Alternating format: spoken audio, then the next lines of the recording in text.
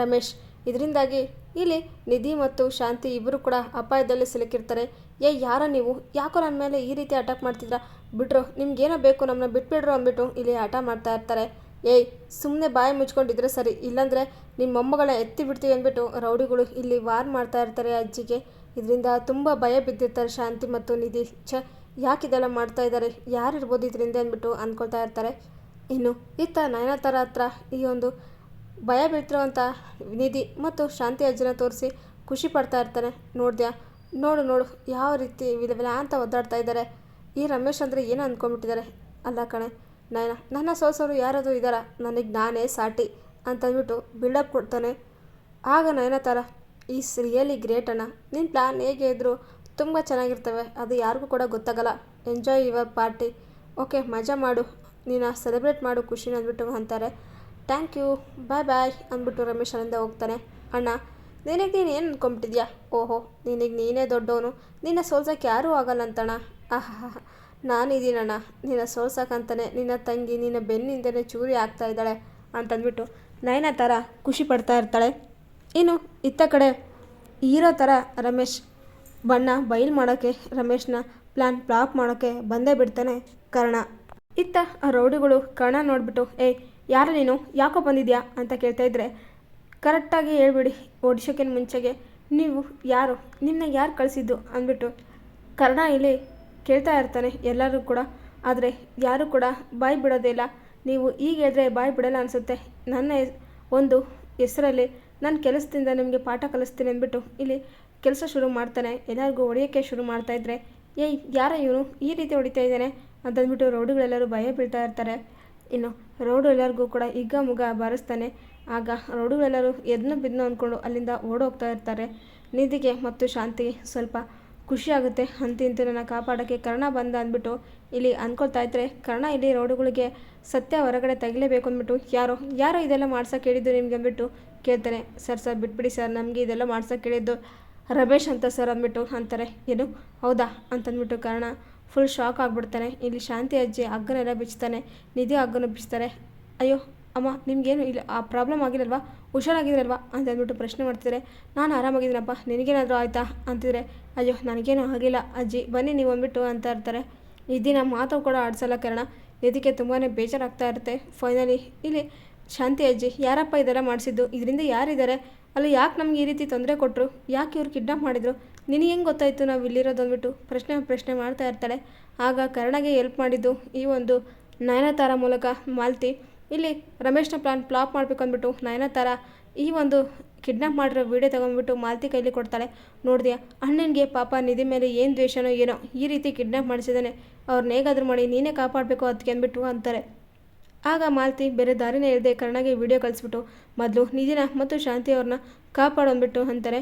ಇದನ್ನು ನೆನೆಸ್ಕೊಂಡು ಕರ್ಣಗೆ ಬೇಜಾರಾಗುತ್ತೆ.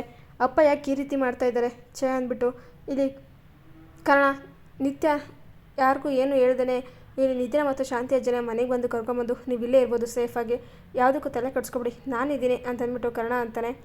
ಸರಿಯಪ್ಪ ಅಂತ ಅಜ್ಜಿ ಅಂತಿದ್ರೆ, ಹೋಗಿ ರೆಸ್ಟ್ ಮಾಡಿ, ನಿಮಗೆ ಸುಸ್ತಾಗಿರಬೇಕು ಅಂತಂದ್ಬಿಟ್ಟು ಕರ್ಣ ಅಂತಿದ್ರೆ, ಕರ್ಣ ನಿಧಿನ ಮಾತಾಡ್ಸಲ್ಲ. ಸರ್ ಏನಾಯಿತು ಸರ್, ಯಾಕಿಷ್ಟು ಕೋಪ ಮಾಡ್ಕೊಂಡಿದ್ರಾ ಅಂತಾರೆ. ಮತ್ತೇನೇನ್ರಿ, ಇಷ್ಟೆಲ್ಲ ಆಗಿದೆ, ಇಷ್ಟೆಲ್ಲ ಆದರೂ ಕೂಡ ನಾನೇನು ನೆನಪೇ ಆಗಿಲ್ವಾ, ಒಂದು ಸರ್ತಿ ಕಾಲ್ ಮಾಡಬೇಕಂತ ಅನಿಸ್ತೇ ಇಲ್ವಾ, ಯಾಕೆ ನನ್ನ ಮರ್ತು ಬಿಟ್ರೆ ನೀವು ಅಂದ್ಬಿಟ್ಟು ಕರ್ಣ ಕೇಳ್ತಾಯಿದ್ರೆ, ಅಯ್ಯೋ ಸರ್ ಯಾಕೆ ಆ ರೀತಿ ಕೇಳ್ತಾಯಿದ್ರಾ, ನಿಮ್ಗೆ ಯಾಕೆ ತೊಂದರೆ ಕೊಡೋದು, ಹಾಸ್ಪಿಟಲೇ ಇರ್ತಾರೆ, ಪೇಷಂಟ್ ಇರ್ತಾರೆ, ಅದಕ್ಕೆ ನಾವು ಪ್ರಾಬ್ಲಮ್ನ ಸಾಲ್ವ್ ಮಾಡ್ಕೊಳ್ಬೇಕು ಅಂತ ಅಂದ್ಕೊಂಡ್ವಿ, ಆದರೆ ಇಷ್ಟೆಲ್ಲ ಆಗುತ್ತೆ ಅಂತ ಅಂದ್ಕೊಂಡೇ ಇದ್ದೀರ ಅಂದ್ಬಿಟ್ಟು ಇಲ್ಲಿ ನಿಧಿ ಅಂತಾಳೆ. ಓಹೋ ನನಗೆ ಪ್ರಾಬ್ಲಮ್ ಆಗುತ್ತಾ, ಯಾಕೆ ಅಷ್ಟು ದೂರದವನ ನಾನು, ನಿಮಗೆ ನೋವಾದರೆ ನನಗೂ ಕೂಡ ನೋವಾದಂಗೆ ತಾನೆ, ಒಂದು ಮಾತು ಹೇಳ್ಬೇಕಂತ ಗೊತ್ತಾಗಲ್ವಾ, ಮನೆಯಿಂದ ಆಚೆ ಹಾಕಿದ್ಮೇಲೆ ಎಲ್ಲರಿ ಹೋಗ್ತಾಯಿದ್ರಿ ಬ್ಯಾಗೆಲ್ಲ ತೊಗೊಂಡು, ನೀವೇನೋ ಮಾಡ್ಬೋದು, ಆದರೆ ಅಜ್ಜಿಗೆ ವಯಸ್ಸಾಗಿದೆ, ಹಾರ್ಟ್ ಪೇಷಂಟ್ ಬೇರೆ, ಅವ್ರಿಗೇನಾದರೂ ಆದರೆ ಏನ್ರಿ ಮಾಡ್ತಾರೆ ನೀವು ಅಂತಂದ್ಬಿಟ್ಟು ಕರ್ಣ ಬೈತಾ ಇದ್ದರೆ, sir sorry sir, next time ಈ ರೀತಿ ಆಗೋಲ್ಲ ಅಂತಾರೆ.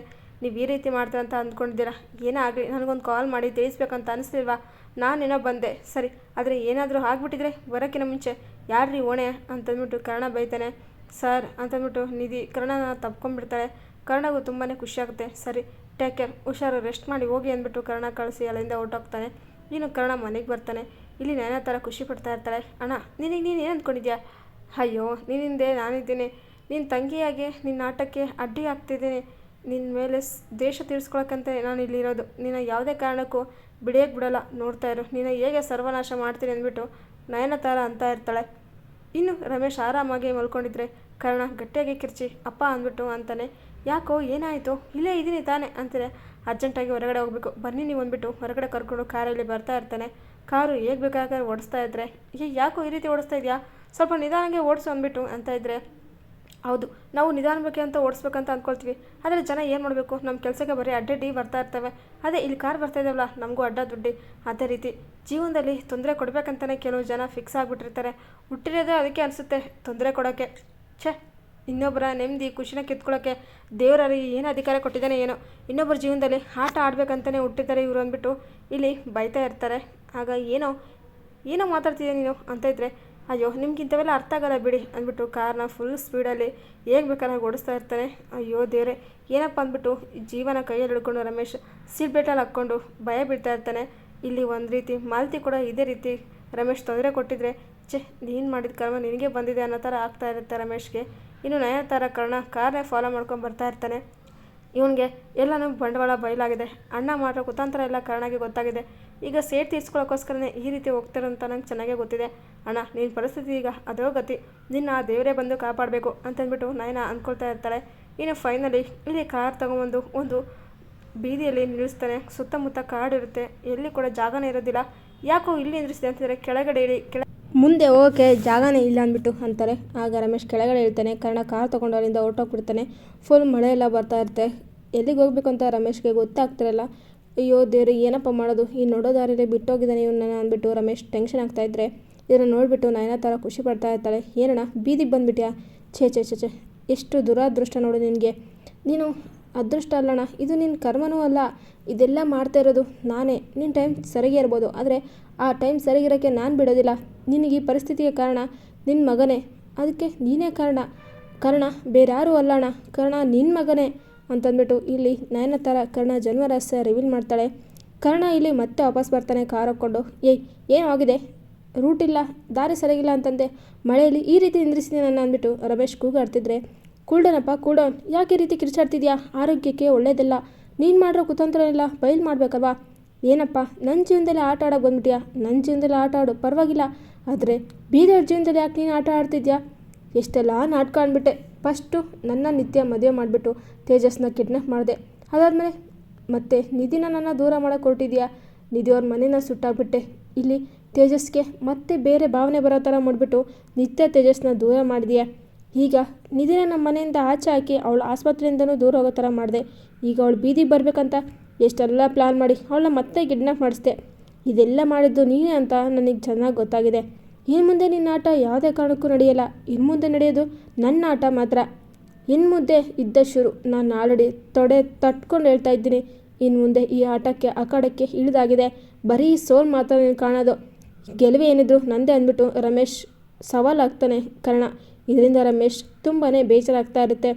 ಈ ಒಂದು ತಂದೆ ಮಗನ ಸವಾಲು ನೋಡಿಬಿಟ್ಟು ನಯನತಾರ ಖುಷಿ ಪಡ್ತಾ ಇರ್ತಾಳೆ. ಅಣ್ಣ ನಿನ್ನ ಅಂತ್ಯ ಮಾಡೋಕ್ಕೆ ಬೇರೆ ಯಾರೂ ಬೇಡ, ನಾನು ಕೂಡ ಬೇಡ, ನಿನ್ನ ಮಗನೇ ಸಾಕು. ನೀನು ಮಾಡೋ ಕುತಂತ್ರ ಎಲ್ಲ ನಿನ್ನ ಮಗ ಕರ್ಣಿಗೆ ರಿವೀಲ್ ಆಗಿದೆ. ಈಗ ಕರ್ಣ ತನ್ನ ಪ್ರೀತಿನ ಗೆಲ್ಸ್ಕೊಳ್ಳೋಕ್ಕೆ, ತನ್ನವ್ರನ್ನ ಗೆಲ್ಸ್ಕೊಳ್ಳೋಕ್ಕೆ ನಿನ್ನ ಎದುರಾಕೊಳ್ತಾನೆ, ಸ್ವಂತ ತಂದೆನೇ ಎದುರಾಕೊಳ್ತಾನೆ ಅಂತಂದ್ಬಿಟ್ಟು ಖುಷಿ ಪಡ್ತಾ ಇರ್ತಾಳೆ.